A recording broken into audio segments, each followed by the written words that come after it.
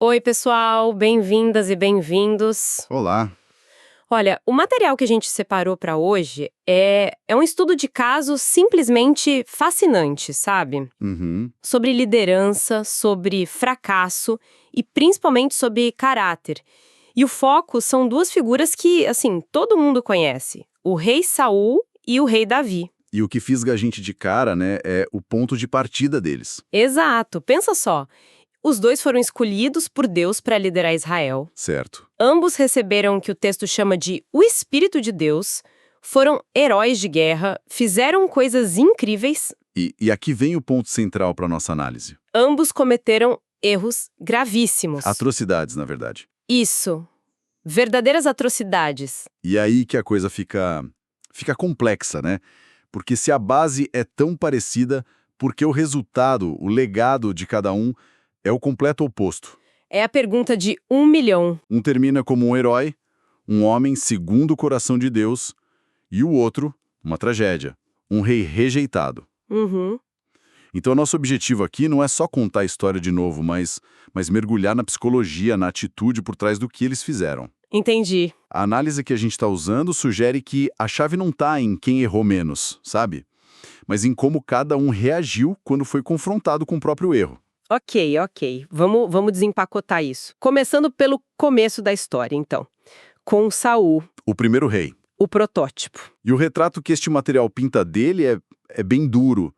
As palavras usadas são impetuoso, egocêntrico, e uma que eu achei muito forte. Ele buscava manipular Deus. Como assim manipular Deus? Essa ideia de manipulação, ela aparece no padrão de comportamento dele. Certo. O exemplo clássico que a análise destaca é aquele episódio com o profeta Samuel. Lá em 1 Samuel, Saul tinha uma ordem divina, assim, claríssima. Espere por mim. Exato. Espere por mim, eu vou fazer o sacrifício. Mas a situação aperta, o exército começa a fugir, a pressão aumenta, e o que ele faz? Ele passa por cima da ordem. Passa por cima, ignora a instrução direta e faz o sacrifício ele mesmo. Ele usurpa a função do profeta. Para ele era uma decisão de líder, imagino. Era uma decisão pragmática, uma jogada de liderança, mas na raiz, sabe? Era ele dizendo, Deus não está agindo no meu tempo, então eu vou dar um jeito, eu vou forçar a mão dele. Isso é tentar manipular o sagrado para fins próprios. Exatamente. É o famoso os fins justificam os meios, só que aplicado à fé. E quando Samuel chega e o confronta, a reação dele é ainda mais reveladora. Assim. Ele não fala, eu errei. A primeira coisa que ele faz é apontar o dedo. Exato. E esse é o primeiro grande padrão de Saul que a análise mostra. A total incapacidade de assumir a responsabilidade. Ele culpa todo mundo. Todo mundo. Culpa o povo que estava com medo, culpa as circunstâncias, culpa o próprio Samuel por ter demorado. Chega a culpar Deus, né? Indiretamente. E implicitamente, sim, por não ter resolvido a situação para ele. A culpa é sempre externa. É um mecanismo de defesa, de autoproteção do ego, que impede ele de ver a própria falha. Essa mania de culpar os outros me parece um mecanismo de defesa muito claro. Mas a análise fala sobre a raiz disso. Era só orgulho ou tinha uma insegurança ali, um medo de perder o controle? É uma ótima pergunta. E a análise sugere que as duas coisas estão conectadas. O orgulho vinha de uma confiança excessiva no próprio raciocínio. Na sua própria capacidade. Isso.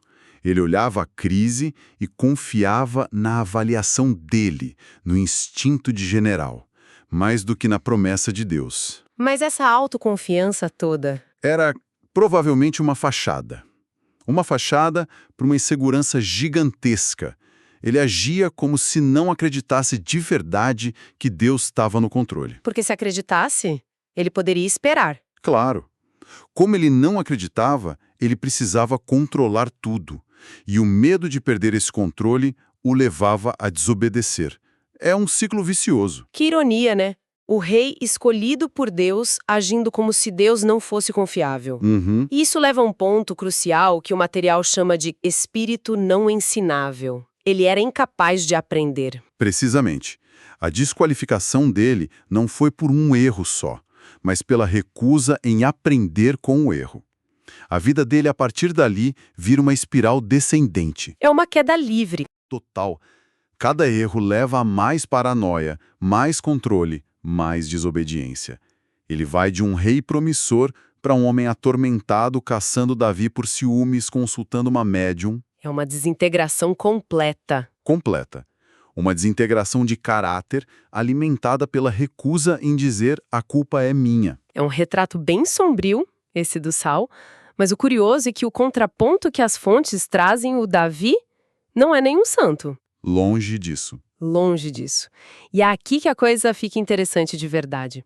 O texto não alivia para o lado dele. Diz que ele sentia medo, que era impulsivo. Uhum. E usa uma descrição que me chocou. Diz que Davi tinha sangue nas mãos e luxúria no coração. É forte. E isso destrói aquela imagem de um Davi perfeito, né? E essa é a genialidade do contraste. Se Davi fosse perfeito, a lição seria inatingível. Verdade. A questão não é que Davi era moralmente superior a Saul o tempo todo. A questão é a orientação do coração dele. O GPS interno. Boa. O que a análise argumenta é que enquanto o centro de Saul era ele mesmo, o centro de Davi era Deus. E isso se manifestava de uma forma muito prática. Davi estava disposto a ser corrigido. Ele tinha um espírito ensinável. Vamos para um exemplo concreto disso? Talvez o mais famoso. O confronto com o profeta Natã. O fundo do poço de Davi. Totalmente. A história é terrível. Davi comete adultério com Batseba e, para encobrir, arquiteta o assassinato do marido dela, Urias. Um de seus soldados mais leais. Exato. E aí Natã chega e o confronta. Imagina a cena. Natã, um profeta, confrontando um rei todo-poderoso, que acabou de cometer assassinato sobre o seu pecado. Ele não tinha garantia nenhuma de que sairia vivo dali. Nenhuma. E a reação de Davi é o exato oposto do que a gente viu em Saul. Saul deu desculpas.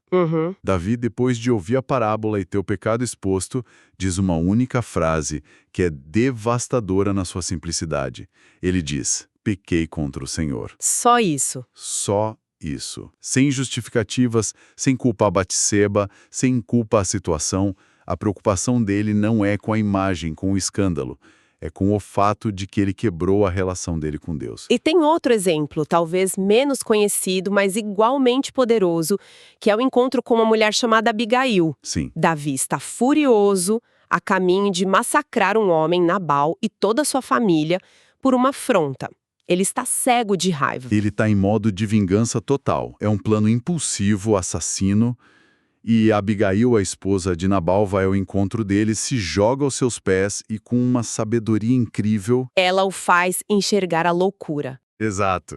Ela apela para a honra dele, para o futuro reinado dele, para a reputação de Deus, e a reação de Davi é extraordinária. Ele para e ouve. Ele é um general vitorioso, no auge da fúria, ouve uma mulher e diz: bendito seja o Senhor que enviou você ao meu encontro hoje, e bendita seja sua sensatez.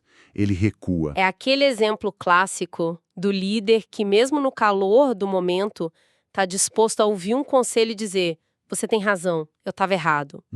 Quantos líderes que a gente conhece hoje teriam essa capacidade? Isso é uma demonstração de força, não de fraqueza. E se a gente conecta isso com o quadro geral, o contraste com Saul fica gritante. Fica, né? Saul se preocupava com a própria pele, com a reputação, com o que o povo ia pensar.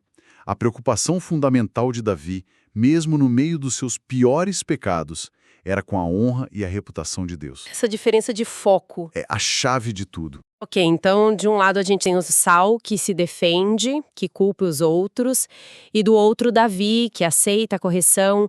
A análise que temos aqui tenta organizar essa diferença de caráter em alguns pontos-chave, quase como 4 pilares que sustentavam a vida de Davi. Qual seria o primeiro? O primeiro pilar é que Davi entendeu que a vida, no fim das contas, era sobre os propósitos de Deus, não sobre as ambições dele. Mesmo tendo sido ungido rei? Exato. Pensa bem, ele foi ungido rei adolescente. Isso é uma receita para o ego inflar. Mas ele passou anos fugindo, sendo perseguido, morando em cavernas. Ele aprendeu do jeito difícil. Do jeito mais difícil. Aprendeu que o título não era o mais importante, e sim o tempo e o propósito de Deus. O segundo pilar parece se conectar com o que a gente falou sobre Saul. A análise diz que Davi, mesmo fazendo escolhas terríveis, nunca questionou o controle soberano de Deus. Uhum. Como que isso funciona? Parece contraditório. Como alguém comete adultério e assassinato e, ao mesmo tempo, não questiona o controle de Deus? É um ponto sutil, mas crucial. A diferença é a seguinte: Davi pecou dentro da estrutura da sua fé em Deus. Ele falhou e falhou feio, mas ele nunca abandonou a crença de que Deus estava no trono e que ele devia satisfação a esse Deus. Entendi. Saul, por outro lado, ao desobedecer diretamente, agia fora dessa estrutura. Ele conscientemente rejeitou a palavra de Deus e colocou a sua própria no lugar. Davi tropeçou e caiu no caminho. Enquanto Saul deliberadamente saiu do caminho. Entendi. É a diferença entre uma falha e uma rebelião. E o terceiro pilar, imagino, tem a ver com o que vimos nos exemplos de Natã e Abigail. Exatamente. O terceiro pilar é a responsabilidade. Davi assumia a autoria dos seus atos, dos seus pensamentos, das suas escolhas. Ele se permitia ser ensinado. Fundamentalmente. Ele ouvia profetas, ouvia amigos, ouvia até a esposa de um tolo. Ele tinha a humildade de reconhecer que não era o dono da verdade, mesmo sendo rei. E o quarto pilar é o que talvez resuma tudo. A análise diz que Davi estava sempre pronto para se arrepender. Sempre. Quando ele errava, a reação dele não era racionalizar ou justificar. A gente vê isso nos Salmos, né? Principalmente no Salmo 51, que ele escreveu depois do caso com Batseba. É um grito de dor. É um grito de dor, de culpa, um pedido desesperado por um coração puro. A reação dele era: pequei. A culpa é minha. Essa vulnerabilidade é chocante. E que contraste impressionante com Saul.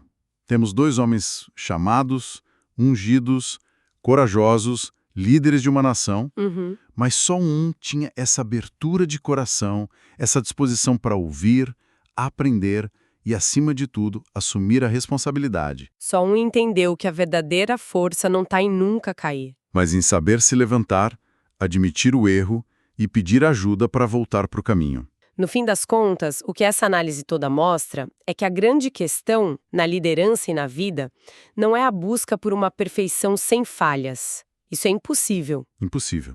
A questão é a presença de um coração ensinável e de uma preocupação genuína com algo maior que o próprio ego.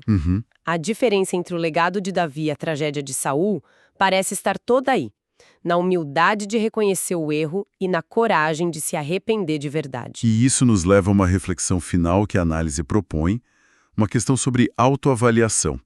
No final do dia, só um desses dois reis estaria preparado para fazer uma oração de autoexame que fosse honesta e profunda de verdade.